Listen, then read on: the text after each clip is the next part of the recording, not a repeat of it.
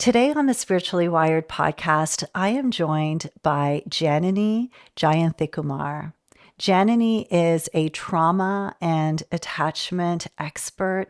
She's also a social worker. She's an educator and the founder of the Center for Social Work Education. She has over a decade of clinical experience and a Master of Social Work from the University of Toronto. And she helps high achieving women, entrepreneurs, professionals understand the nervous system patterns that shape how they lead, how they grow, how they parent, and really how they show up in the world. It really was a beautiful conversation that we have today where we explore so many different aspects of healing, from attachment theory and also how attachment theory plays a role in our nervous system regulation. We also talked about the role between therapy, the difference between therapy and coaching, and where our spirituality actually fits in all of it. I also share a very personal experience that I had on my own spiritual path dealing with a unique type of anxiety. And I just know that it was my first time talking about it, actually. And it was meant to come out because of just the space that Janany holds for all of us. So I really hope you enjoy this conversation.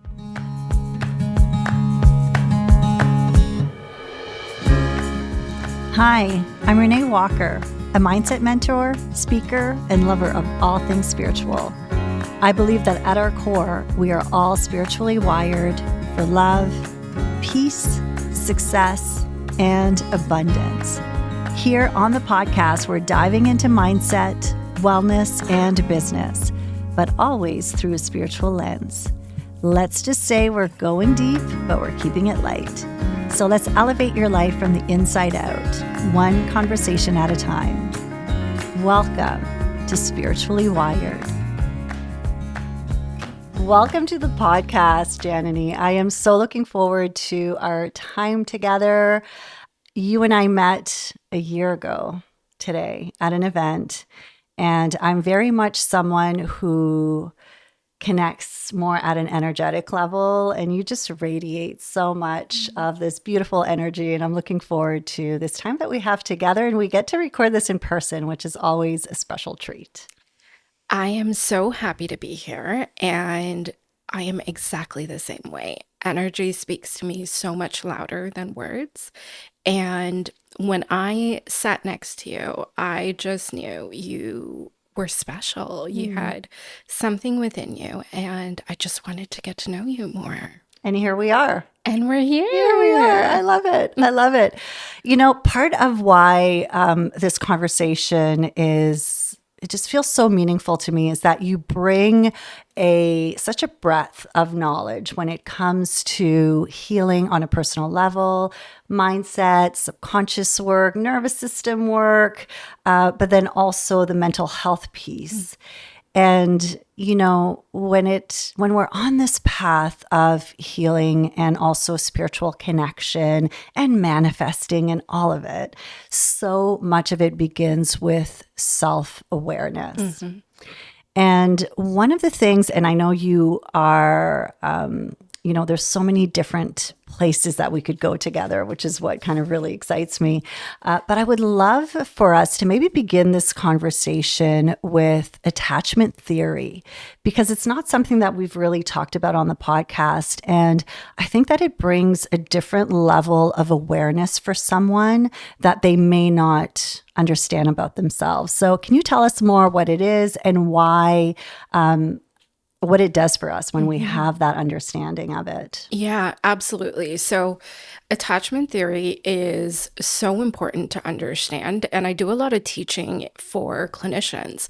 And it's one of the theories that I start with. So for people to have an understanding of their attachment style can really set the stage for understanding themselves and their patterns. There are 4 different attachment styles. And out of the 4, 3 are classified as insecure attachment styles, which majority of us fall under. Mm-hmm. And then we have what we call secure attachment. So basically, when we look at attachment theory, it is this understanding that infants develop these patterns of connecting to their primary caregivers and specifically moms. And what that does is it sets the framework for how we connect and relate to each other, to ourselves. And when we look at the first attachment style, which is secure, this is when you had a caregiver, mom or dad, grandma, uncle, aunt, whoever was around majority of the time. Were they able to meet the needs of the infant? So when a child is securely attached, that means physical needs as well as emotional needs were met. The child felt safe. When we look at the other attachment styles that are classified as insecure attachment. The first one is an anxious attachment style. And that one is maybe mom, dad, primary caregiver met the needs of the infant some of the time. Mm. Other times, needs were not met. So, for a child, what they end up learning is that, okay, there must be something about me, right? We know children are very egocentric. There must be something about me that I need to shift or change because sometimes mom is there for me and meets my needs. Sometimes she doesn't. And when we look at an anxious attachment style into adulthood, these individuals usually grow up with a fear of rejection or abandonment. Mm. The second type of insecure attachment is what we call an avoidant attachment style. So, this is where mom, dad, primary caregiver was actually not responsive to the child. And a lot of the times it's because of, parents' own upbringings and experiences. So, what this infant learns is that there's something wrong with my needs because my needs are not being met. So, when we look at that into adulthood, these are typically individuals who struggle with not only their own emotions and recognizing what's going on for them, but also maybe, they're around a friend, for example, that's crying, and they're going to have a really hard time being able to see that and hold space for that. Um, or even, maybe we want a romantic relationship and we desire that. But when it becomes too close, well, then that's really uncomfortable. So we pull back. And the last type of attachment style is what we call a disorganized attachment style. And it's a blend of the two. It's a blend of anxious and avoidant. And typically, individuals who fall under this category were infants and young children who experienced trauma in the household, maybe had parents who struggled with their own mental illness. Maybe there was a parent or a caregiver who was incarcerated, close death in the family. When those are the experiences at home in those young years, we move into developing this disorganized attachment style. And this is where some of the time we're going to be really anxious about things, and at other times, we're going to withdraw, maybe pull back and not really care about our own emotions because it feels too painful to go there. And it shifts between the two. Wow. And so you say that, and sometimes if someone is listening and they're a parent, right, our immediate reaction is, oh, did I create anything with my own children? And how, what could I have done differently? And yet, so much of what you're saying, I think most people can, even if you had a quote, healthy upbringing, there's certain parts of it that we can all see ourselves in the different like attachment styles. Mm-hmm. So does it mean that once you are, let's say you recognize a certain anxious attachment style for yourself, that it means that's it for the rest of your life? Absolutely not. And that's why I love attachment theory Mm-hmm. so much, because we can shift and change things and move to what's called earned security as an adult. So, as I said, majority of us do fall under the insecure attachment styles. And why I always lead with that is because I want people to understand that it's not their fault, Mm-hmm. right? There was no choice. And that's why I also bring it back to those really early years. Like, imagine yourself as an infant crying, and maybe mom, dad, caregiver wasn't actually there to Mm-hmm. pick you up, right? These are the things that happened early on that leads to characteristics in these attachment styles. And, you said something really important when we first started here, which is what can the awareness do? And, having that be so important. That is the reason I speak so much about attachment, because if we can understand, okay, there are certain traits of mine that I have that fall under these categories, I can do something about it to shift it and change it.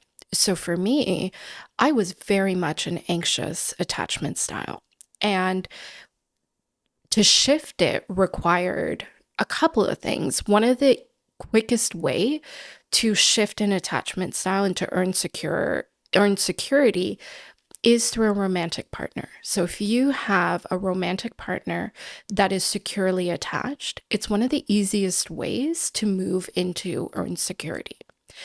The other way is by doing the hard work, right? Which is, and I say hard work because it's really not easy. And if we can go back and understand these early years and be compassionate towards those younger parts of us, we can actually work to change it. And that's where that nervous system comes into play. When we look at these attachment styles and the experiences that are had early on, our systems are wired for that chaos. Our systems are wired to be on high alert. Our systems are wired to be on the lookout for danger and threat. And it served a really important purpose when we were younger. But now as adults, we're safe. So going back to separate what happened early on and move into safety in our body helps us transfer into a secure attachment style, which then absolutely, even if certain things are transferred, like for me, I think about my eldest, who that anxious attachment style was there. It was like your classic helicopter mom. And, being able to recognize what sort of traits were passed down because of my behavior, I'm now able to undo it and work with it. So just like our attachment styles are not set in stone, for children, it's even easier to move them into secure attachment. Yeah, it really is about breaking that pattern and that cycle. And what you were saying in terms of the relationships that we are choosing, I mean, so empowering to know that then we can show up in our relationships in such a way with intention to actually bring that safety and security. But it also makes sense, as you said, how if your nervous system is actually wired in such a way that what feels safe for the nervous system is actually chaos. And it makes no sense, but it explains why sometimes people can find themselves in the same type of relationships that are feeding that more chaotic nervous system, and why the perfect relationship may not even be as attractive to them because it doesn't meet that need. I mean, it's so fascinating when you actually are able to zoom out and look at it from that perspective. And hopefully, if you're listening and you recognize some of those patterns, like this is an opportunity to be aware of it and to make choices that serve you, as you said, who you are today. Absolutely. And, the reason the nervous system will choose things from the past, even if it's chaos, is because that's what's familiar, Mm-hmm. right? The job of the nervous system really is to protect, and it will always choose something that feels familiar, even if it's actually not good for us. So that speaks to a little bit around why someone might choose a romantic partner that is familiar, maybe chaotic, maybe, volatile in some capacity, and that perfect relationship or where everything's going well feels like, oh, maybe this is boring. Maybe this is not, the one for me, but not because it actually is not the one, but because it's so different Yes. than what was experienced. Yes, it's so true. And it's interesting because even in the work that I do, when you speak with people and they're looking for inner peace and calm, right? That's such a big one. And yet, to actually be in a space where you can be in the energy, in the space of calmness and peace, if your nervous system is not regulated to it, it it's quite difficult. You would think it would be easy. Of course, I want to feel Mhm. at peace in my body. I want to feel calm. I want to feel abundant. I want to all of the things that we know inherently our soul is craving, and yet for some reason it seems like it's always disconnected from us. It's always too far to actually grab a hold of. And the way that you explain this makes sense why we would, without realizing it, prevent ourselves from experiencing these emotions that we know deep down we're craving and we're wanting. Would you say that? So, for someone, if you're recognizing this, how does someone start to actually bring safety in their nervous system? Yeah. So to start off with, it is that awareness, right? And um, even with how you started this podcast and grounding us, those practices for a lot of the women that I work with are not the go-to thing, Mm-hmm. are not the skills that they have at their hand. But not because they don't want it, but again, because that feels so foreign, because they're in this, for all of us too, life can be so busy. It can be so go, go, go. And what I suggest is finding that pocket of time where you can sit with yourself. The amount of women that are so uncomfortable sitting with themselves, to even just bring into awareness, what am I feeling in my body? What am I even thinking about?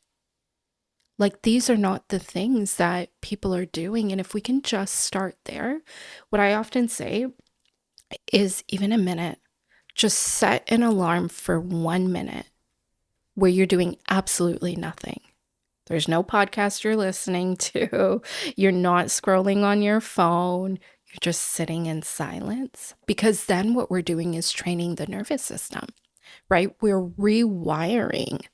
For someone who is used to go, go, go, or being the problem solver, or always being on high alert, sitting for short periods of time is going to be uncomfortable because it's not familiar. So if we can start there, I think that that would be so helpful. And then you slowly start increasing. Once you check off, okay, we've done a minute for a week. Let's go to a minute and a half. Let's go to 2 minutes. And I think we often are looking for the goal to be met on such a large scale, like let me sit through a 30-minute meditation. And we're forgetting that how can we go to 30 minutes of a meditation if we can't even quiet our mind for 30 seconds to a minute? And we don't want to count those little things as wins because it feels like, oh, that was just 30 seconds or a minute. But those micro steps are so important. And then pull out a journal. I know with technology now, people don't necessarily like to carry notebooks, but there's just something so profound from taking a pen and putting it to paper. Even if it's one word, what are you feeling? What are you thinking? And then for anyone who wants to do the deeper work, I always will say you got to sit with a professional. And the reason for that is because, yes, we don't know what we're working with from things in the past. I mean, if we're looking at things like trauma, there's a lot of parts that have been dissociated for a very good reason, which is a form of protection. So you have to be working with a professional who is properly trained in the field. So don't be afraid to ask for the credentials, the years you've been in practice, supervision, things like that. Because while we have the ability to do phenomenal work, we also have the ability to do harm. And as a service user, you want to be aware that who you choose to work with, yes, can help you significantly, but if they're not trained properly, they can also create more harm than good. Mm.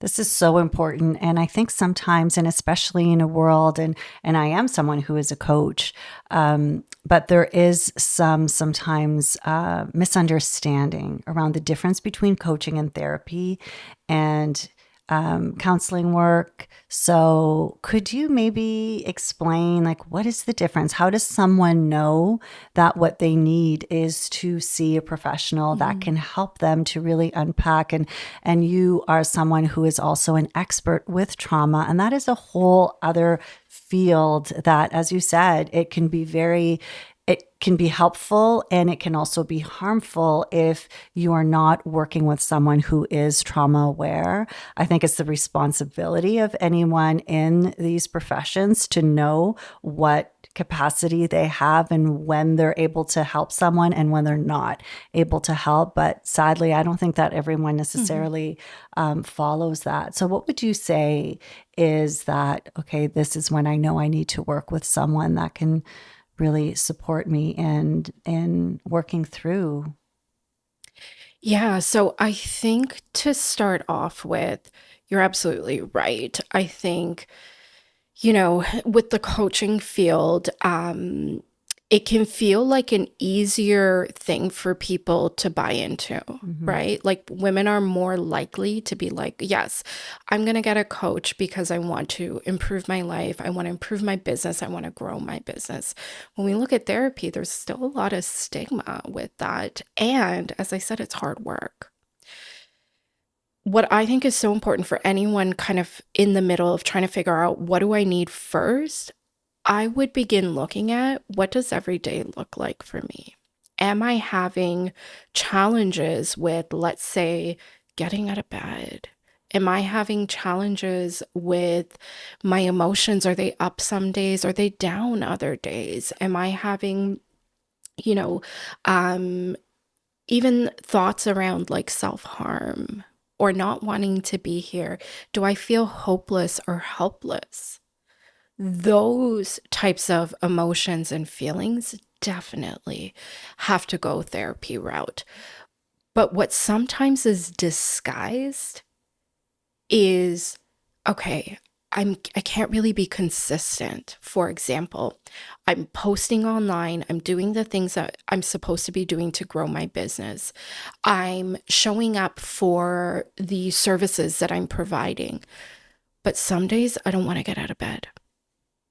Some days I am showing up on the calls and I actually don't want to be there. And I'm thinking about, what am I even doing with my life? And if you're working with a coach in that capacity, we're likely, like even for therapy, you're not telling anyone 100% of your deepest, darkest truths. So, what that might look like if you are working with a coach is I'm really struggling with consistency. I have 100% energy some days, and other days it's like 50%. And what that might look like of working through is like, okay, well, here are the steps. These are the things we're going to do. Let's keep you accountable. But as I said, those behaviors can be disguised as helplessness, hopelessness, anxiety, or deep rooted trauma. And these patterns were developed as a way to protect yourself from something that maybe you don't even know you need protection from. Thank you. Thank you for sharing it in such a way that I know everyone can really receive. And it is so important. And what happens is that there's so much shame attached to the feelings that we have, whether it's as a parent or, as you said, as a business owner, or our health even, right? We most of the time know what we need to do in order to support ourselves, and yet somehow something stops us and we can become very judgmental. We're always our harshest critics. So this is a space that you offer that people can understand, begin to understand where it's coming from. Would you say, actually, and this is a question that even sometimes I have, because one of the things that I feel is that we don't necessarily have to understand like exactly where things come from, because then we can also become, that can take away from us. So how much is it important to actually know the root cause of why we are behaving a certain way? Yeah, such a great question. And the best way for me to explain this is through my own personal experience. So, I have been in the field for over a decade, and had moved my career into training and educating other clinicians and therapists. Um, and I got hit with, symptoms of panic and this idea that something had happened to me when I was younger, but I had no idea what, and also how. Like, how could I not have known this? When I study this, I breathe this, I preach this. How could I not have recognized it in myself? And, once I recognized, okay, I had some trauma there, I did all the things. I wanted to speed up the process. I was like, okay, I know exactly what therapies I need. Line it up. Let's speed through this. And of course, it doesn't work like that. Um, and when you are in active symptoms, that is when it's important to start to figure out what is connected to what. The details, though, so this is what we also tell therapists when we're training, the details are not important. I don't need to know what age it happened, where it happened, what room you were in, who was around. The details do not matter at all. Mm. What is important, though, is the recognition that something happened and it happened at an earlier time. It's not currently happening. And that comes back down to the nervous system, because when we think of active symptoms like panic, for example, the reason I knew I had to start dealing with my stuff was because I was having panic attacks. And panic attacks for things that I'd never had before, like driving by a certain area. And it was like, what the heck? And when you feel like you've lost control, that is a time to go back and do the work, because nobody should be living like that. And I did the work. It definitely helped with the panic symptoms. It helped get me a bit out of the depression and the funk I was in. And there was still something missing. And this is when I landed on the coaching world. Therapy has a time and a place. And if we get stuck there for too long, discussing and analyzing things from the past, it can only take us so far. And sometimes it can create more suffering. But is some of it necessary? Yes, because we need the brain to understand this is not happening to me currently. We don't need to respond in this way because we actually are safe now. And when we look at coaching, when I started looking at what that missing piece was, it was because something still felt empty. There were still days I was struggling to get out of bed. And I have 3 little kids, and I've always been super high functioning. So that was not okay. And what coaching allowed for was the missing piece of like, okay, now what? I've shedded so much of who I am. I understand why I am the way I am, but now who am I becoming? And that was a lens that, as therapists and clinicians, and again, I teach in the field, we don't teach on that.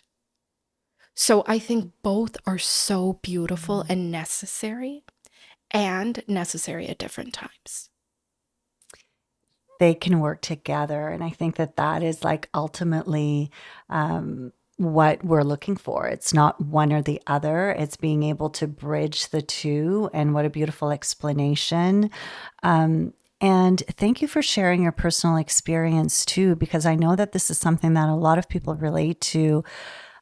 One thing that resonates as truth for me is that the reason why you start to have those memories is that you can handle them, that you are safe, that it's going to be okay. Otherwise, the brain is incredibly smart and will hold on, will not release those memories until there's a knowing that, okay, we're ready to deal with this, to let go. Would you say that that is the case? Yes. And I say that from a spiritual lens, Yes. right? And all are so connected. Again, like when I think about my healing journey, all three of those pieces, therapy, spirituality, coaching, played a significant role. So you're absolutely right. They all can work so beautifully together. Mm-hmm. Um, and from a spiritual lens, I really and truly believe that when these memories come up to surface and old ways of trying to push them down don't work anymore, because believe me, I tried. I tried to compartmentalize and not want to go there. Um, and having gone through that and having become who I am today, I can honestly say that, while I would never want to go back and experience the pain again, it was the best thing for me to recognize because I get to take up space. I get to use my voice. Whereas prior, there was all this shame and lack of worthiness, but I didn't actually know why. Mm-hmm. Right. So when you deal with these things, yes, I believe it comes in pieces. I don't think that when we're dealing with trauma, everything is unlocked all at once because, yes, you're absolutely right. The brain is a phenomenal organ where its primary job is to protect. So it's going to release certain things in the state of what you're able to handle. Mm-hmm. So you just said one of my favorite words, which is spirituality. And part of why I was so excited to have this conversation is knowing that we can blend the two or the three, Yes. right? Because that is ultimately what it's all about. So what has been your let's say personal journey with spirituality and how you see it fitting in with our personal growth, transformation? Yeah, spirituality is one of my favorite words too. And it's funny because when I describe the work I do, I often say a blend of like therapeutic techniques and coaching.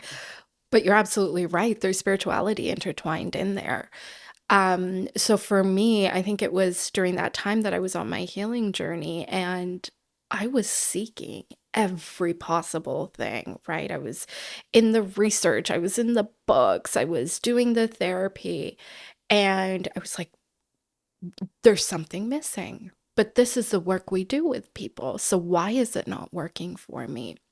And I first stumbled upon spirituality through Gabby Bernstein's work. And I think the first book I read, oh my goodness, was the book where she started talking about her trauma and how she moved through it, parts of her life that were dissociated as well, and coming to this higher understanding that everything is happening for us to elevate and grow into the next version of ourselves. I had never heard of any of that prior, and it was like, what? Everything's happening for me, even if it's really hard. Um, and then the meditations, sitting with the meditations. And again, meditations are not new for me as a therapist. These are things we prescribe and work on with clients.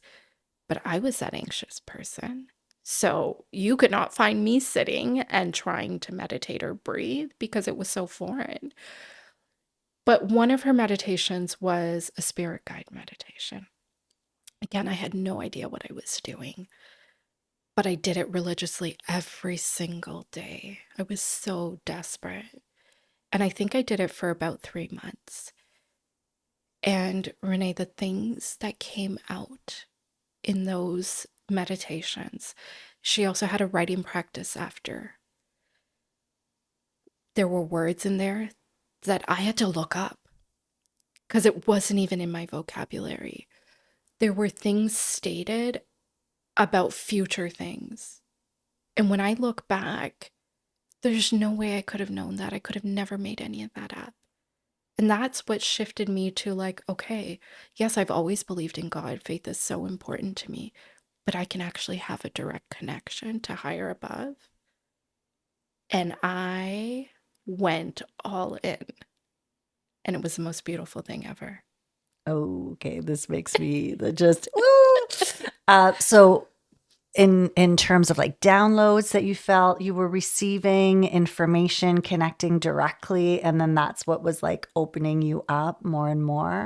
Exactly. Because there was so much truth in things. Yeah. Like when I would Google those words, it would fit Mm-hmm. the exact context, but those words were not in my vocabulary. Mm-hmm. And when I was dealing with some really hard things, there was insight. There were downloads that I was receiving of things that really happened after the fact. Yeah. So how can you not trust? Yeah.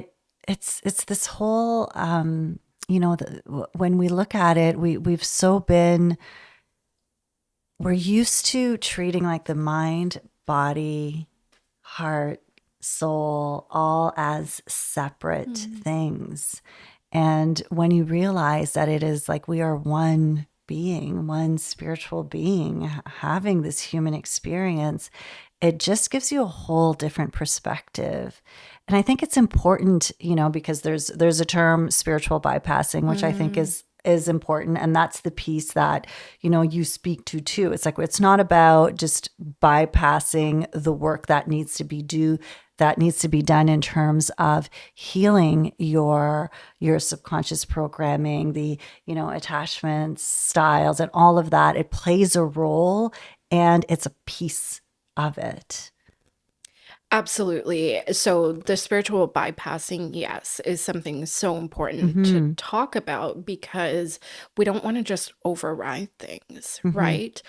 But on the flip side of it, too, when you are struggling with your mental health and you're in the depths of it, going into spirituality and wanting to connect can also be harmful because you're not fully online. The emotions are so high. You're also an open channel, right? So it's so important that you come back to yourself and you're grounded when you are moving into curiosity about spirituality. So had I not have done the work before moving there, I don't know what that experience would have looked like because if you go and you talk to someone, like let's say in the mental health field, they're going to think that maybe what you're experiencing is a symptom of a disorder Right. because there's this aspect of delusion. Mm-hmm. So it's also this fine line of when you connect, how you connect, and what we're opening ourselves up for. What I always say is that you have to be grounded. You have to be regulated in order to branch out into these different areas. Oh gosh, it's so important. So important for the two. And I think that sometimes that's the piece that's not really quite explained and understood. And it really, I know personally, it's interesting. I've never really talked about this, but I've shared my experience with Mm. anxiety, but my personal experience with anxiety is one of existential anxiety, where I went like really whoosh, up in the Mm. ethers of the crown chakra and connecting and meditating. And in the process of doing that, and I was doing some cleanses at the time, I was so out of my body that I began to lose touch with reality. And I honestly thought I could not function. in the world. My mom had to move in with us. We had kids. The kids were younger. It was really difficult to be in spaces where there were people. Like my son played hockey, daughter was like, so we were doing sports that I could not be where there were people. And it was a very traumatic experience.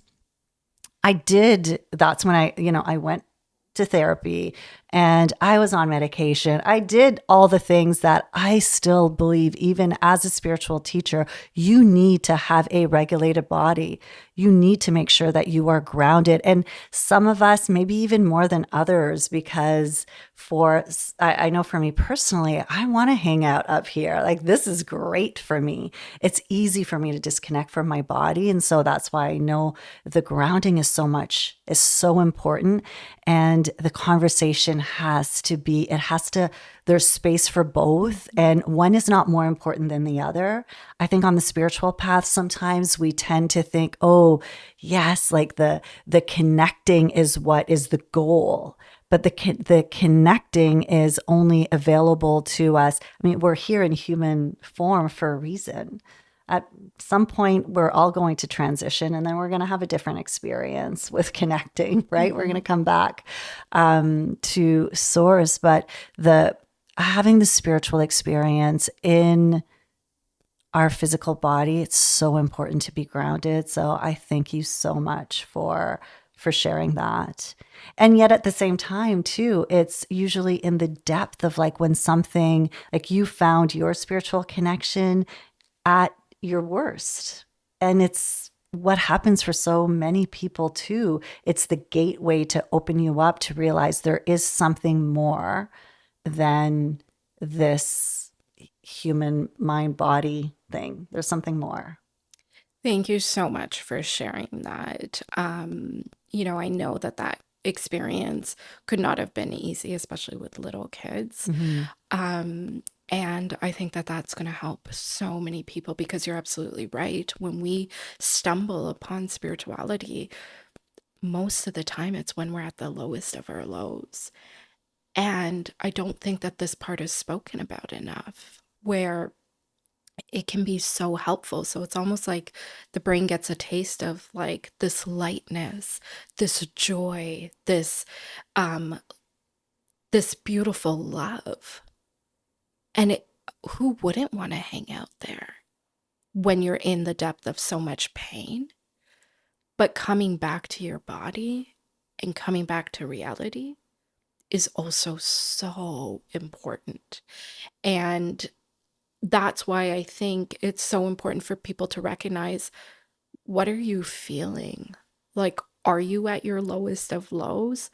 Okay, going the spiritual route is okay, but do you also have access to a professional Mm-hmm.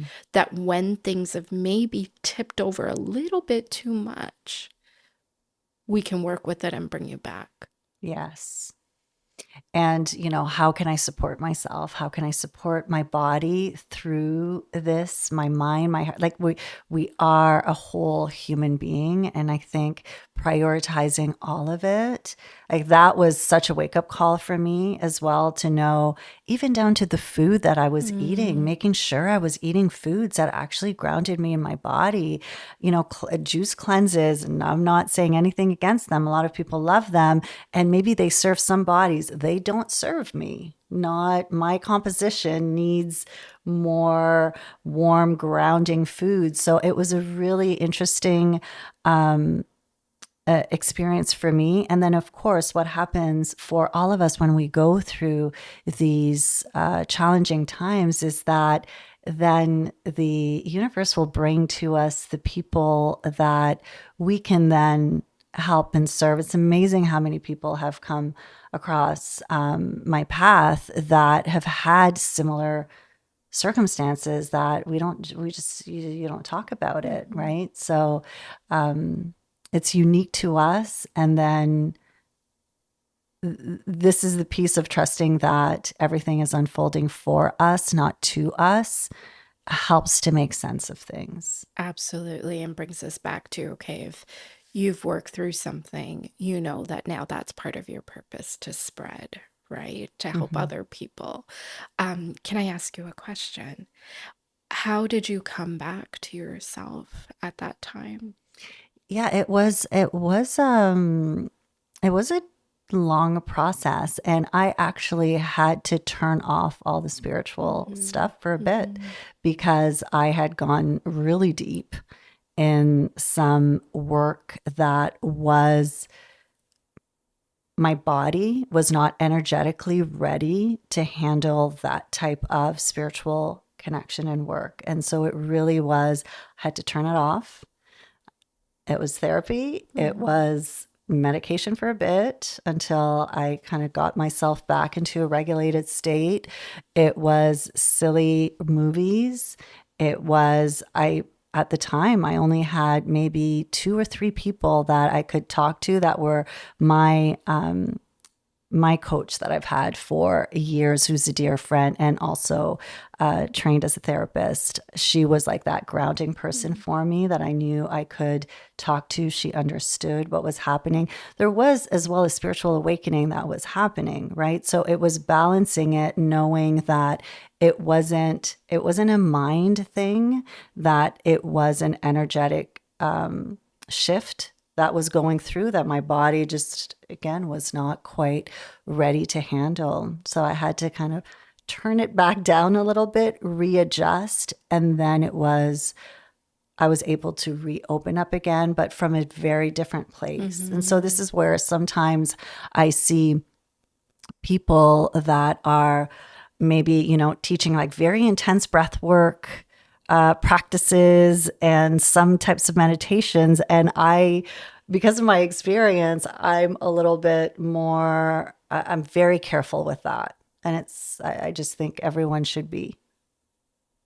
Yeah, you're absolutely right. Like I remember going to what I thought was a business conference, and the meditations, the things that you're working through, it was like after the fact where I realized, oh, this was actually like a form of hypnosis, Hmm. right? And it's so important for people to be aware of what they're actually doing and the impact it can have on the brain. Yeah, because sometimes you can't come back from that. And this is the same with and this is a whole other conversation, but the psychedelics and Mm, ayahuasca and all of that, which in the spiritual world, everyone is speaking about. And again, I think that it has been very helpful for some people. It plays a role.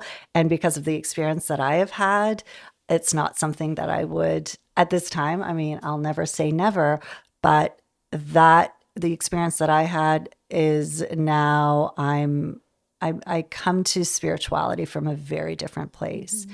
a very grounded knowing that I am in a human body in a human form for a reason. And there is nothing outside that is needed in Mm. order for me to access connection and in order to heal what is needed. And it gets to be this slow, we live in this world where we just want the quick, we're used to those dopamine hits and the quick fixes and all of it when I'm not sure that that's the purpose or the goal. Yeah, there's so much beauty in the journey, Hmm. right? And why rush it? Mm. What does your spiritual practice look like right Mm. now? So how do you stay grounded and how do you stay connected and knowing that you embrace all of it? How do you support yourself? Yeah, so meditation is a big part of it, and it's nothing really elaborate. It's, some days I might just put on some music. Some days I might sit there quietly. So it's a few minutes of just collecting my thoughts, breathing, and then journaling. Journaling for me is a way for me to organize whatever might just be playing over and over in my mind, and also a place of beautiful inspiration and wisdom. Nature. Mm. Your home is by beautiful water, and water is one of the quickest ways for you to just ground your body and your whole system. Um, the forest, right? Trees. So nothing crazy, but just enough for me to get quiet. Beautiful. It's the small moments, right? And in terms of grounding, I I'm sure your children keep you very grounded too. They Children allow have a me, way of doing that. they definitely allow me to practice my skills. Those three So many boys. skills. Oh, three boys, and how old are they? My twins are 5 and my eldest is going to be 9. So Yes. it is a loud house, a lot of grounding happening.